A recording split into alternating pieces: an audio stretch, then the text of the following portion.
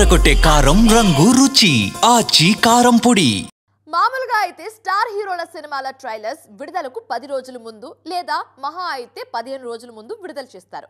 కానీ ప్రభాస్ లాంటి pan Indian star నటిస్తున్న రాజాసాబ్ ట్రైలర్ మాత్రం 3 నెలల ముందే విడుదల చేశారు.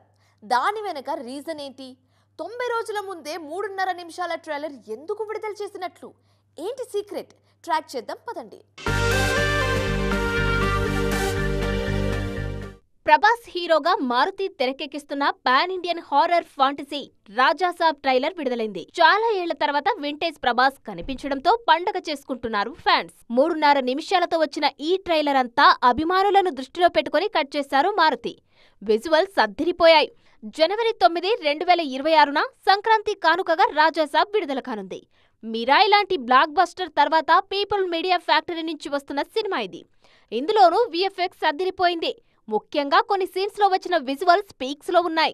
ఖచ్చితంగా ఈ ట్రైలర్ తో రాజాసాబ్ పై అంచనాలు డబుల్ కావడం ఖాయంగా కనిపిస్తోంది. హిందీ బిజినెస్ కోసమే 3 నెలల ముందే ట్రైలర్ ను రిలీజ్ చేశారని తెలుస్తుంది. హిందీ నుంచి 300 కోట్ల బిజినెస్ చేయాలని చూస్తున్నారు రాజాసాబ్ మేకర్స్. ట్రైలర్ బాగుండడంతో వాళ్ల ప్లాన్ వర్కౌట్ అయ్యేలా ఉంది. మరో ట్రైలర్ ను జనవరిలో విడుదల చేయనున్నారు. అక్టోబర్ 23న ప్రభాస్ బర్త్డే సందర్భంగా ఫస్ట్ సింగిల్ రానుంది. మొత్తానికి రాజాసాబ్ టైం స్టార్ట్ అయిపోయింది.